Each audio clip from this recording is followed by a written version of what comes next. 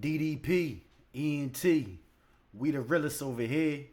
It's your boy T-WillDaprince, and I'm back with another video.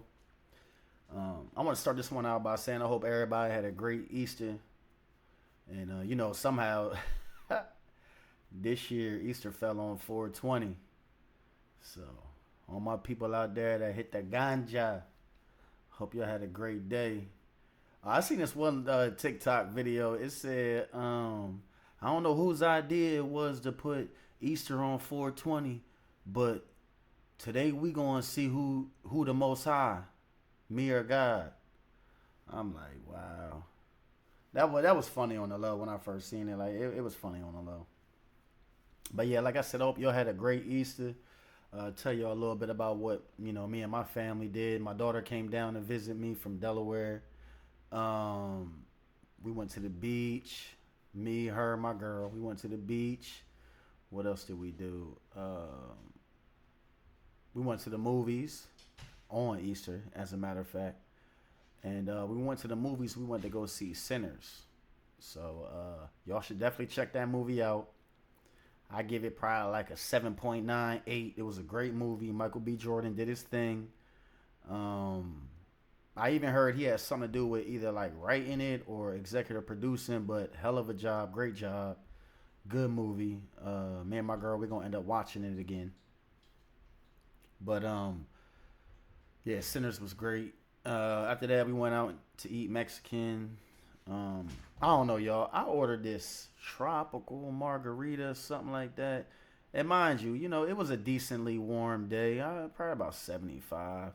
So we sit out on the balcony, we sit outside, because the breeze was blowing a little bit. Not nothing too major, but it felt good outside. And I ordered this tropical margarita, and I was just, man, I rushed it, y'all. I don't know why I did it, but I rushed it. Man, I was sweating my ass off. My stomach, I wasn't like fucked up or nothing like that, but for some reason, I don't know. The drink was good too.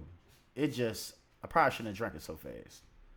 But, eventually I cooled off and everything was good. I ain't throw up or nothing like that. So, But, yeah, just giving y'all a little insight on my life and what I've been up to this past week.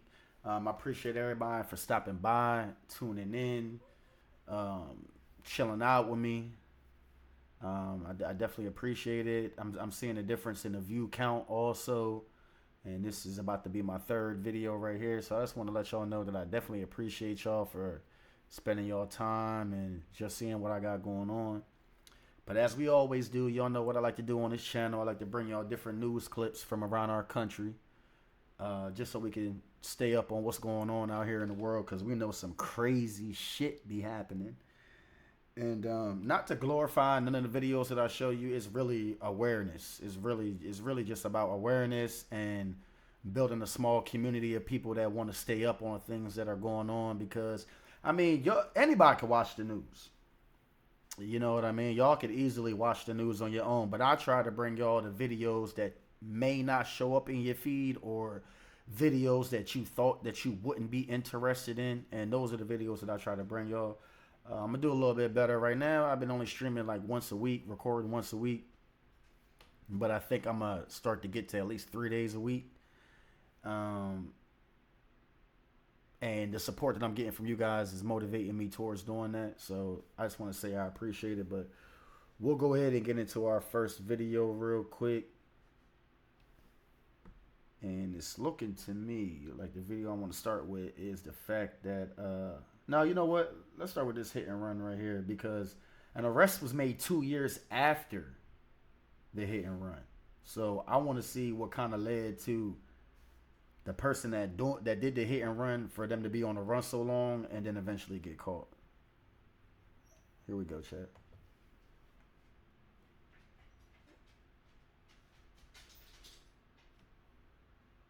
Police say he drove a stolen SUV into several parked cars in the city's Mantua section.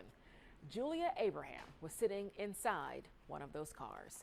Action News reporter Walter Perez live for us now in Mantua near the scene of that crash with the details of today's arrest. Walter.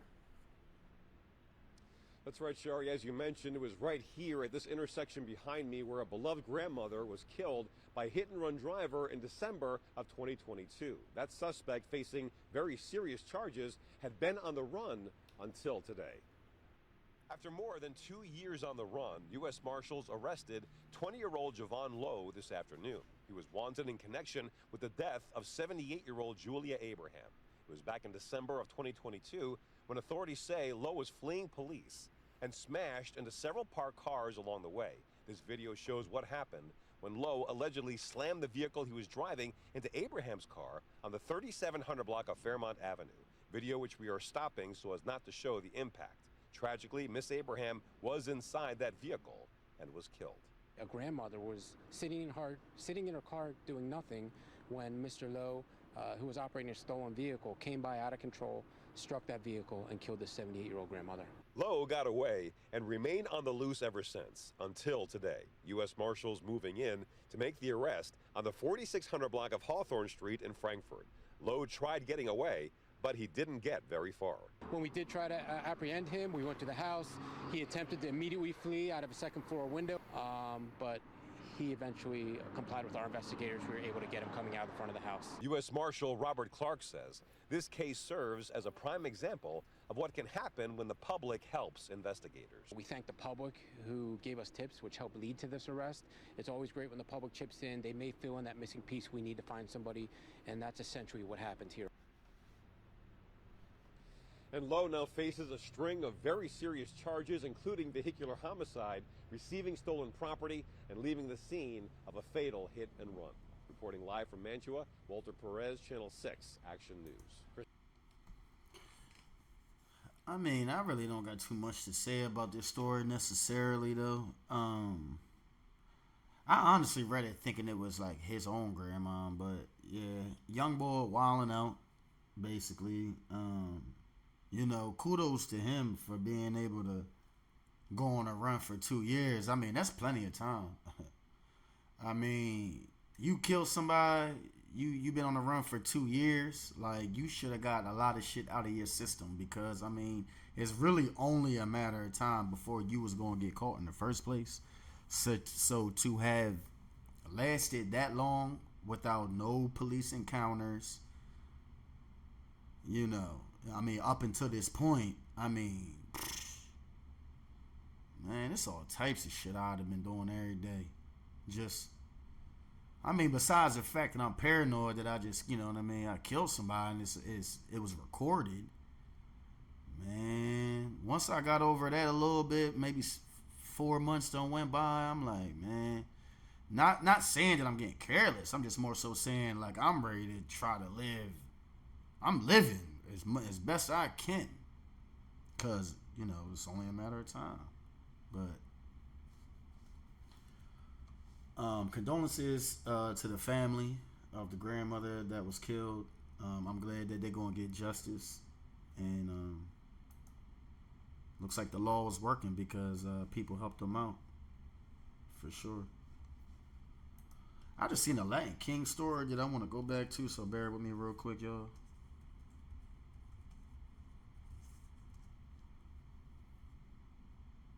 Yeah, here we go. Yeah, Tampa Bay, let's go. I want to see what's up with this.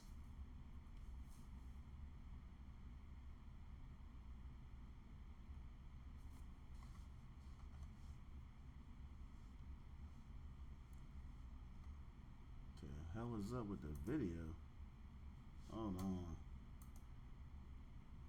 Might be the wrong video, chat.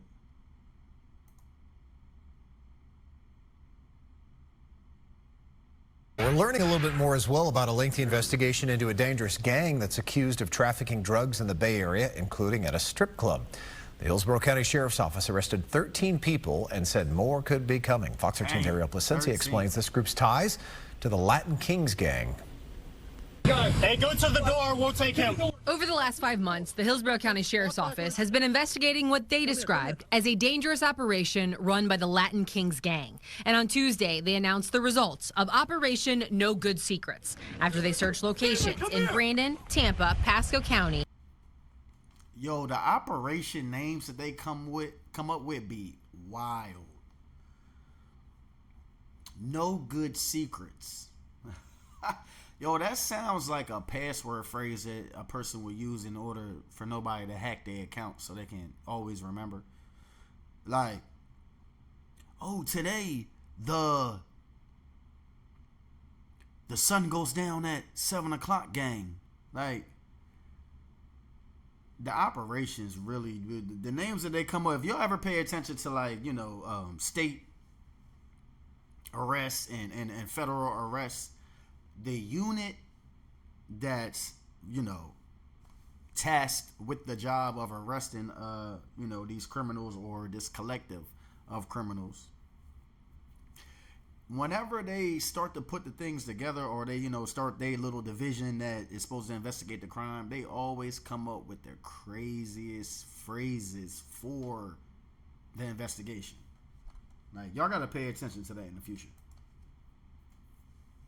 And also Secret's Gentlemen's Club in Town and Country just last week.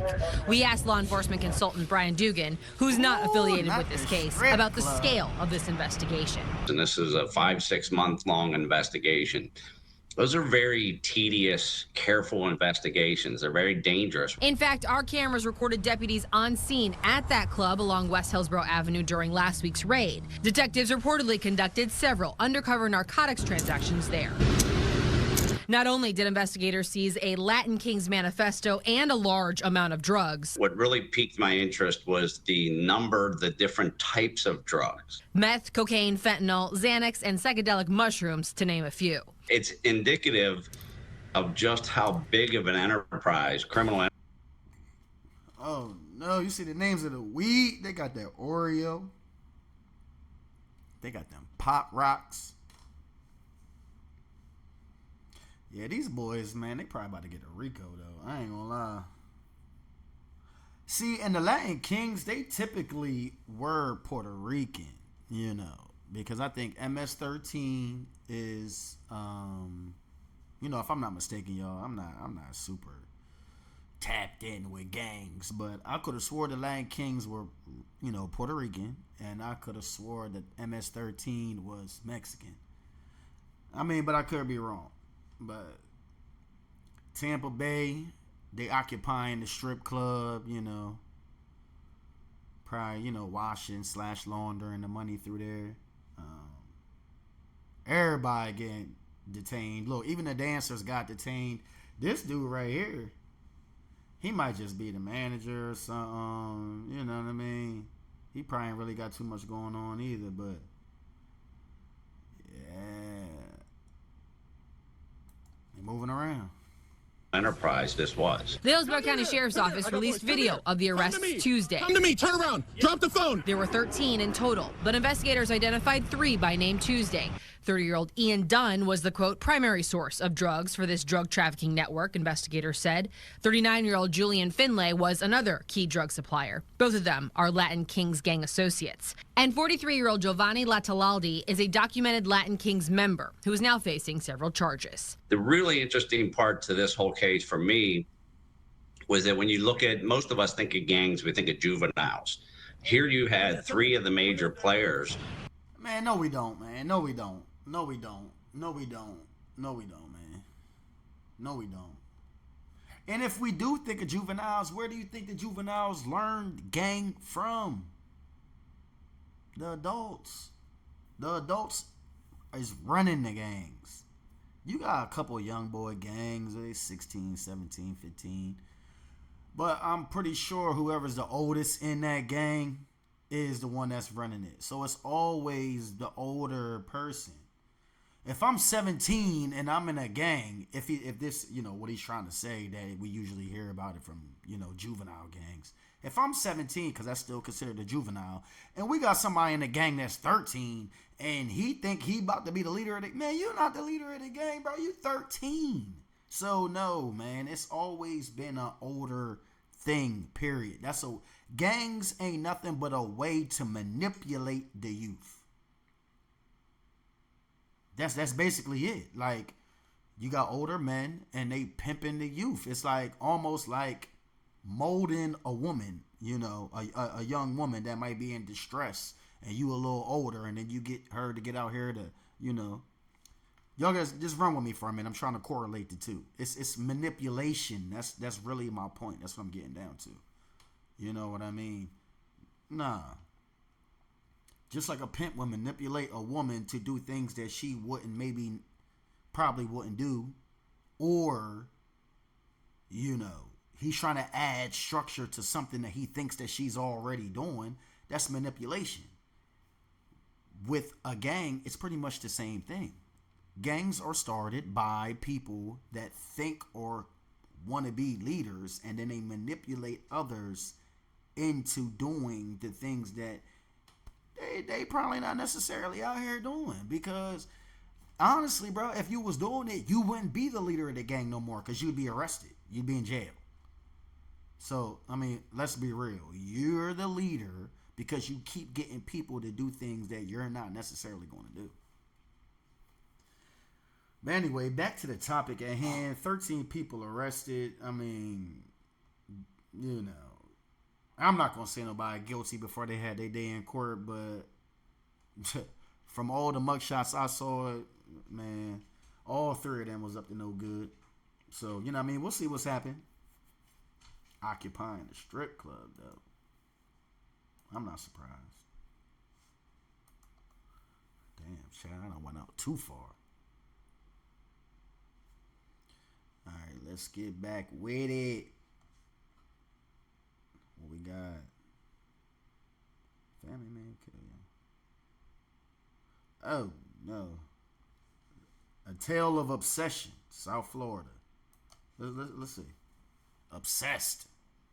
We're learning new details about the man deputies say killed 2 people near a food truck overnight on Sunday. He was killed in a gunfight with detectives.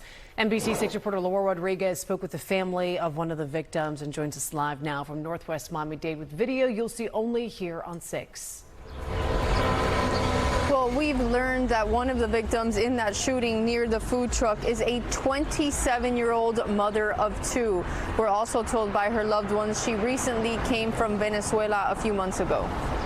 It's a lot to deal with. It's a very tragic loss. Shock and anger from the family of John Curly Linares after she was killed around midnight Monday. The 27-year-old was shot point blank while eating at a table near a food truck on Northwest 27th Avenue and 30th Street. I don't know, went crazy, lost his mind, became a maniac. Linares' cousins say her killer met her at a restaurant where she worked and started stalking her. He ended up like obsessing over her and would follow her, and to the point where...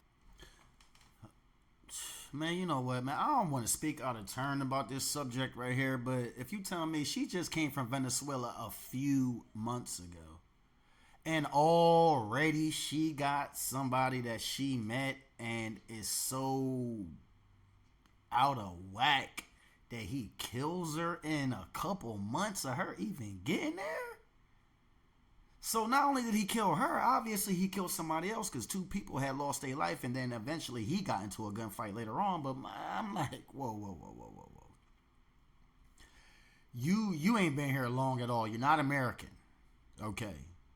So, the little choppy American that she may know from Venezuela, you know what I mean? Because, you know, people in other countries, everybody, they want to learn English because, you know, eventually you want to get here one day, and why not be ahead of the game if you already know a little bit English? So I get it. I suspect her to maybe know, like, you know, a few little small tiny words.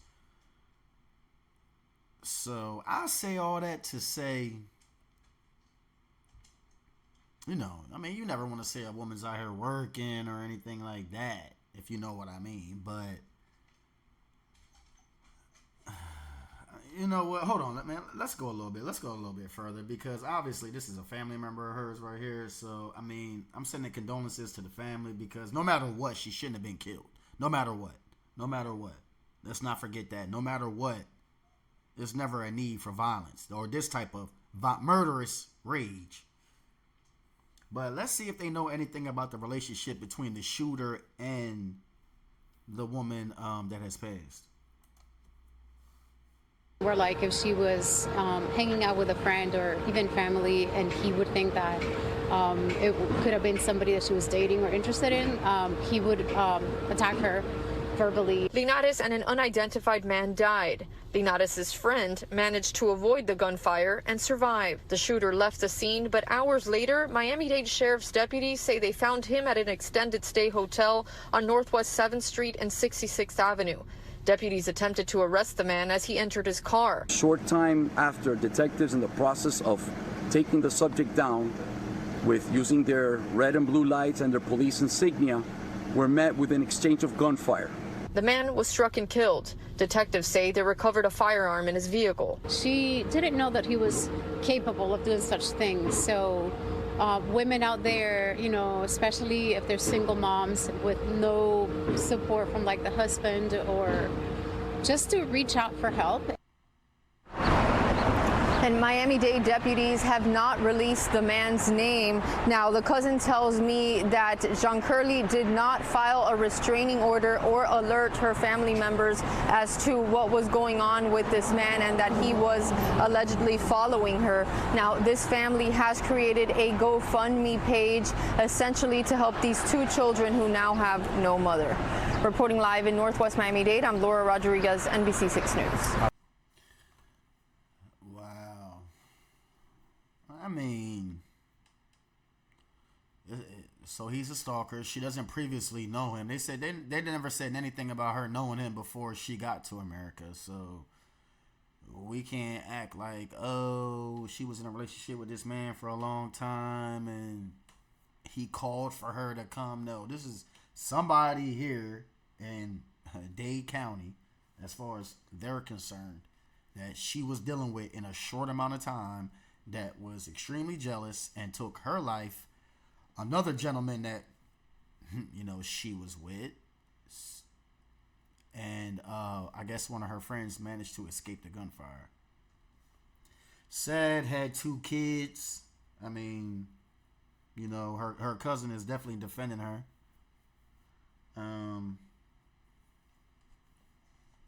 This shit's sad, man. No. Try to know who you dealing with the best you can, and make sure that you close doors before you open them. If you catch that, if it went over your head, then you know it wasn't meant for you. But yeah, try to make sure that you close a door before you open the next one. And we got some other things going on.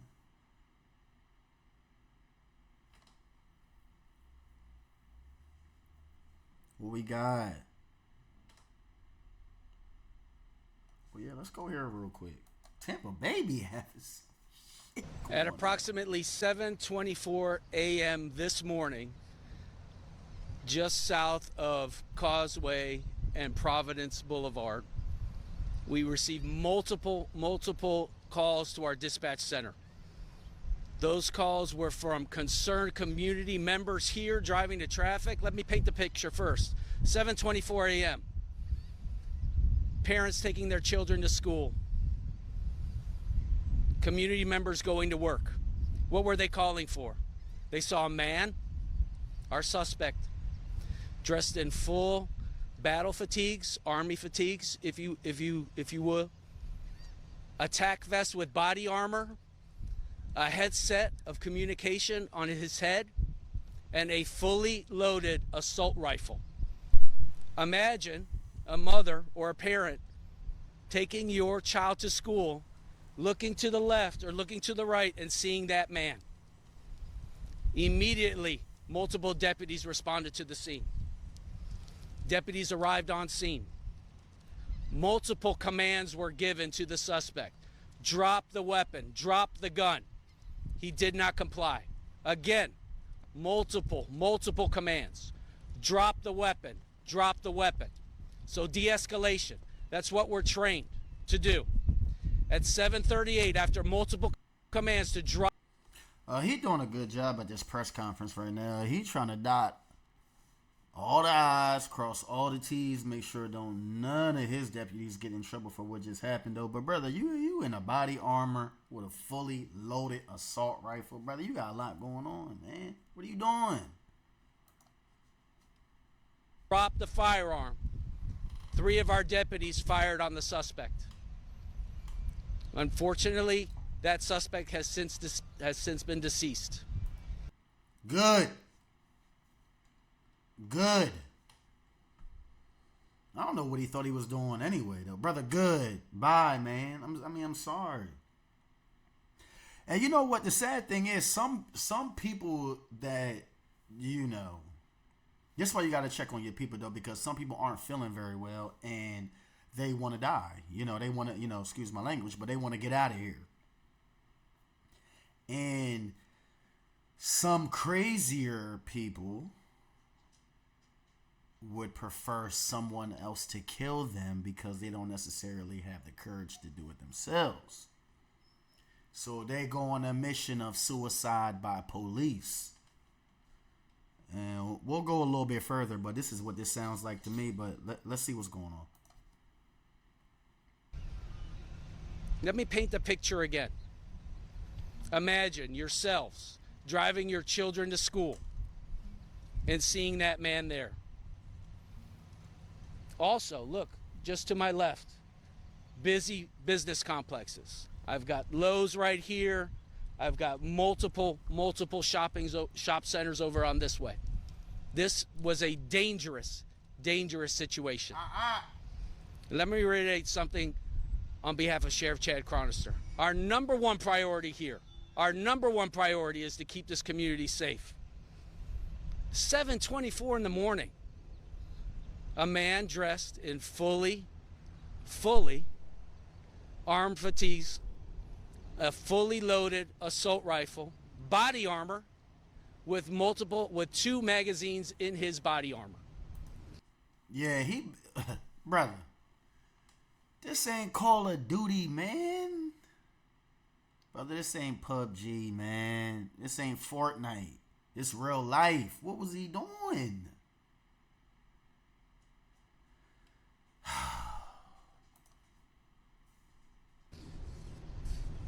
I cannot get into the identity of the suspect right now. Next of kin has not been notified. As per our policy, FDLE will be conducting the use of deadly force investigation. Joining me up here is Florida Department of Law Enforcement Special Agent in Charge Mark Brunel, and then to my right is the Madam State Attorney Susie Lopez, which I thank their partnership. The deputies involved are Lieutenant William Gurgel. He has 35 years of service. He has no prior uses of deadly force. Deputy involved shootings. Prior deputy involved. The number one priority for Sheriff Chad Chronister is the safety of this community. Violent crime has no place here. All right, Chad. This sounds more like a press conference at this point. I mean, we got the gist of it, but man, get him off the streets. We ain't got no. We not doing that.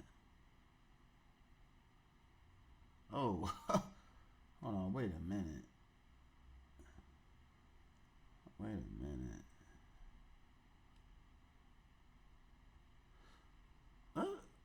There's something funny about this video right here, though. Hold on. Wait. Let's go to Dallas Fort Worth real quick. Hold on. There's something funny about this shit. Hold on. A city council race in Fort Worth got heated. Video from a debate last night shows 2 candidates getting in each other's faces. Oh, hold on. Wait a minute.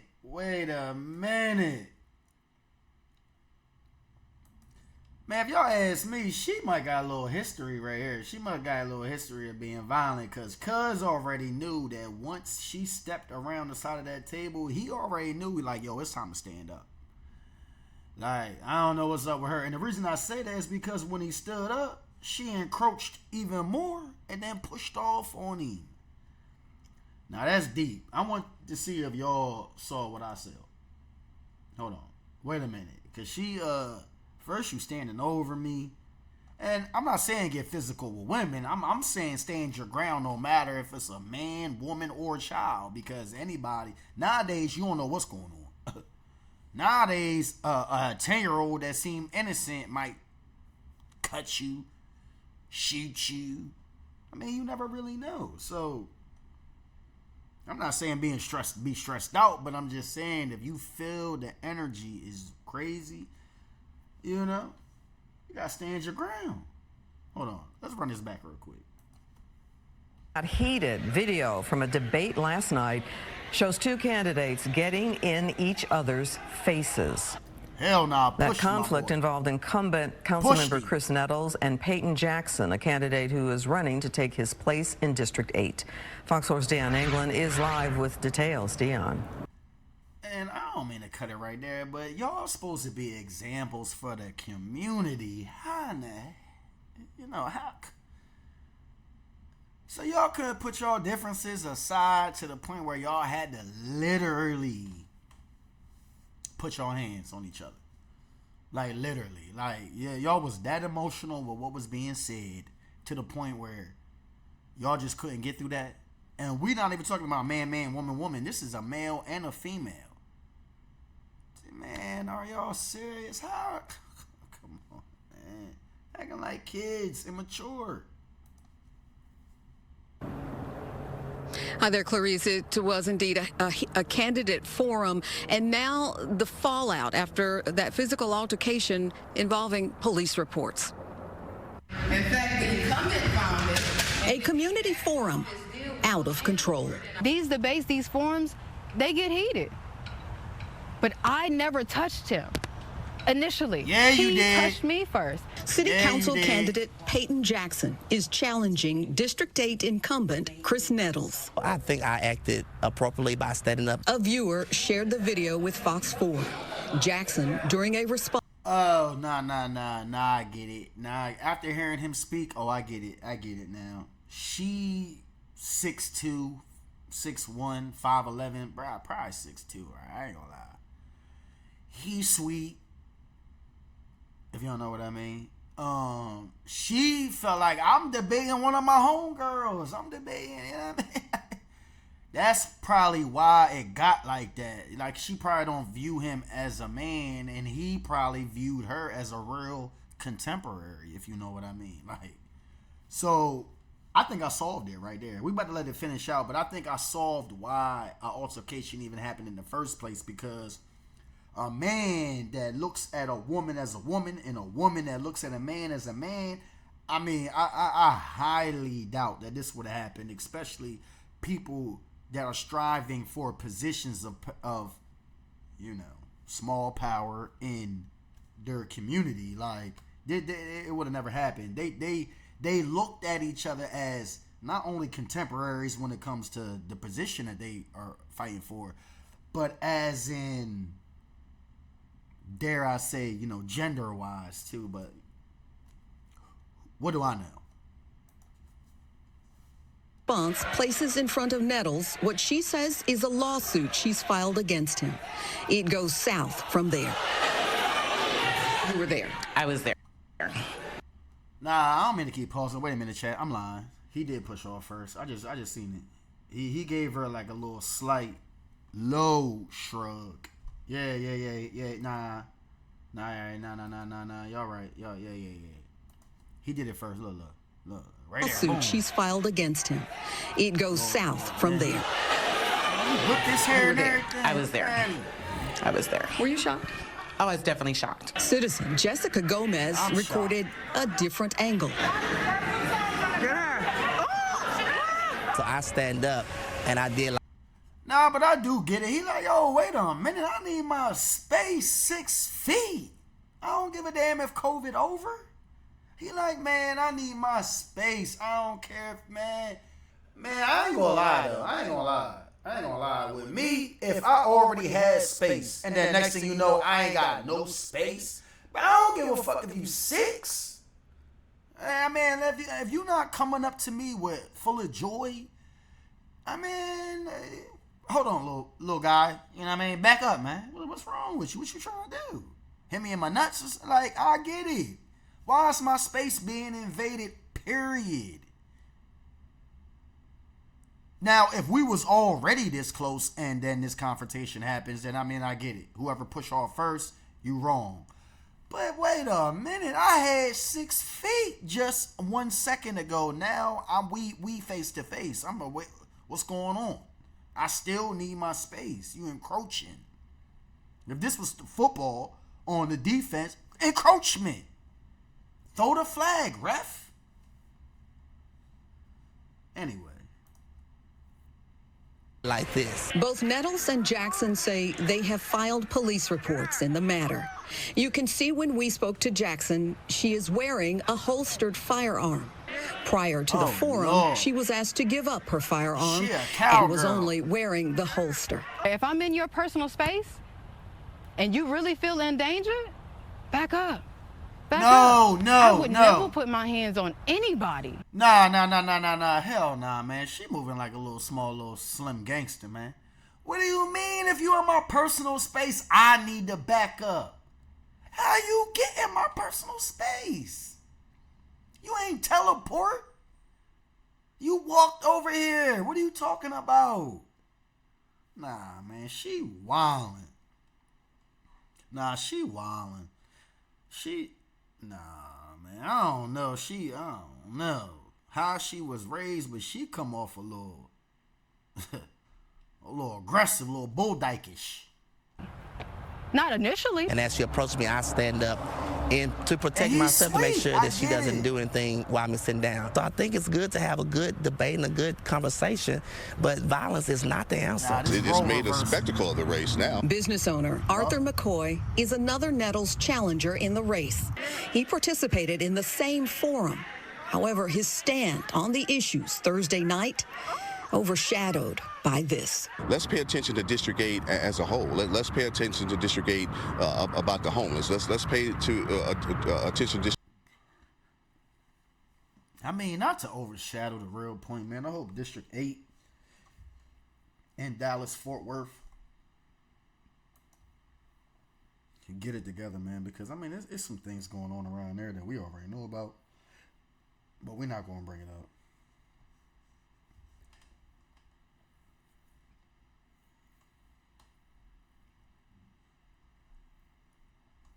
Hey, I've been seeing this too. People getting away with $20 bill scams. I mean, it's always a scam, but hold on, man. Let's catch up on these. Yo, pay attention to your $20. Pay attention to all your money, but what's up with these $20 bills, man? Well, now to a growing concern for some business owners in South Philadelphia. They say that they have recently seen an uptick in customers trying to use counterfeit bills. Action News reporter John Paul is live in South Philadelphia with the details. John, you spoke with one of those concerned business owners. Yeah, I did. He owns the 7-Eleven right here at 23rd and Passyunk. We're in South Philadelphia. He says this happened just last week. A guy came through these doors with a wad full of cash. He went up to the counter and used it to fill up his Cash App. Now the store is out hundreds.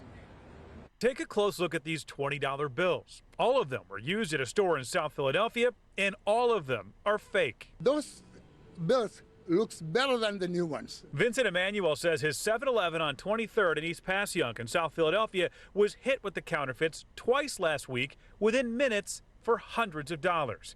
This is the surveillance video he gave to police. Oh, nah. Yo, my boy did it perfectly. You see how he got the bank envelope? He got the envelope that the bank teller give you when you go withdraw money from the bank. Nah, that shit look a little real, though. See what he doing? Nah, he's smart. And dumb. Showing the suspect casually walk up to the register just after midnight on April 3rd with an envelope in his hands. He thumbs through the money and then hands over $100 worth of fake 20s to deposit into his Cash App. The cashier didn't notice the money wasn't real, and the suspect walked away only to try again 3 minutes later. So he figured that, well, this guy didn't say nothing to me. I'll just go in and cash the rest of them. This time he takes all the money out of the envelope, $220 worth of fake 20s, and deposits the rest into his Cash App. In less than 5 minutes, the store was out $320. People who try to rob us for that kind of stuff, they need to stop this. We need to stop them. Do something useful to the society rather than coming to beat the poor 7-Eleven owner. And this has happened to him before. We talked to Vincent back in 2018 when 3 people tried to pass off hundreds. Man, Chad, we're not going to spend too much money on that, man. Yeah, it's y'all dumbass fault, man. Right? I mean, come on, man. You serious? That's been happening for years, man. All right, we're going to finish this stream off by going with the Houston real quick. What Houston got going on? A man is accused of shooting a complete stranger in the back, and investigators say it unfolded after a woman denied his advances. It happened last Monday on Club Creek Drive near the Southwest Freeway in Brays Bayou in southeast Houston. ABC 13's Daniela Hurtado has been talking to investigators about this, and as she reports tonight, the suspect is out of jail. 26-year-old Quintette Wilson, we're told, has bonded out of jail. The 29-year-old woman, investigators tell us, that was shot in the back is recovering, and her recovery will last, we're told, for several months. All right, sir, you're charged with a second-degree felony, namely aggravated assault with a deadly weapon. Investigators say 26-year-old Quintette Wilson is accused of shooting at a woman several times after she denied his offer of a ride. He suffers from high-functioning autism, which would have previously been... Nah, man, I don't want to hear about no autism, man. So he offering a ride. She like, nah, I'm good. I'm going to walk or get a ride from somebody else or catch the bus or get another ride or do anything besides be with you. And then you shoot her. And now we in court talking about autism. Man, come on, man. Be real, man. And Asperger's and also depression. Harris County District Attorney representatives tell ABC 13 the woman was waiting to catch a bus when Wilson offered her a ride. She accepted, but while in the car, she became really uncomfortable and asked to be let out of the vehicle. So he stopped and let her go. We're told she then caught a bus to a friend's house. Later in the day, police say the woman was walking to a different bus stop and Wilson approached her again, asking if she wanted a ride. She declined. As he tried to convince her, investigators say Wilson told the woman she was going to miss her blessing as he was coming onto her. The woman again declined, and officers say Wilson started yelling profanities at the woman and telling her she thought she was better than everyone else. We're told that's when Wilson is accused of shooting at the woman from his car 3 times, hitting her once. She was shot in her back, 16 weeks of recovery. Nah, this is definitely a stalker though, for sure. Because it's like, brother, all right, you pulled up, asked me if I wanted a ride. I took a ride. I got a ride. I caught the bus later on in the day, and then I probably was walking again, you know what I mean? Because she might be coming from an apartment complex or something like that. It's looking like he saw her again. Another ride. It's like, bro, it's like the energy was weird that first ride. The energy weird, period. I'm good. I don't need no ride. Walk off, and then you get shot. I mean, you get shot at 3 times, but get shot once. Man, lock him up, man. And she was a complete stranger. We're told a Good Samaritan drove the woman to get help for her injury. Wilson's back in court in late May. Daniela Hurtado, ABC 13 Eyewitness News. Yeah, women, that's old. That's old time now. Like getting ride from strangers, like that's old news. Like it's lifts, it's I mean, you know what I mean? Like Ubers, people you know, bus. I mean, Lyft and Uber is in every state. So this just walking down the street and then somebody hollers out their window, "Hey, shorty, you need a ride?" No, I'm good. I'm all right. I'll be good. You might got kids. You want to make it home. You can't trust people like that at all. At all. But I definitely appreciate y'all for stopping by.